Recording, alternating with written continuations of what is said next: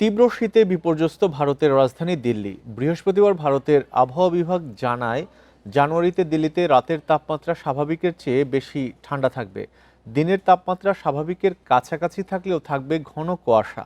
5 জানুয়ারি পর্যন্ত শৈত্যপ্রবাহের পরিস্থিতি অব্যাহত থাকার পূর্বাভাস দিয়েছে আবহাওয়া বিভাগ। আর ঘন কুয়াশা অব্যাহত থাকবে 6 জানুয়ারি পর্যন্ত। তীব্র শীতের পাশাপাশি চরম বায়ু দূষণের কবলে পড়েছে দিল্লি। বৃহস্পতিবার দিল্লিতে বায়ুর মান বা AQI ছিল 380। 4 জানুয়ারি থেকে পরবর্তী 6 দিন পর্যন্ত বায়ুর মান অত্যন্ত খারাপ পর্যায়ে থাকবে বলে আশঙ্কা করা হচ্ছে।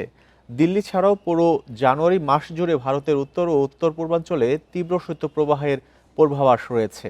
এছাড়াও ভারতের মধ্য ও পূর্বাঞ্চলে তীব্র শৈত্যপ্রবাহের পূর্বাভাস দিয়েছে আবহাওয়া বিভাগ।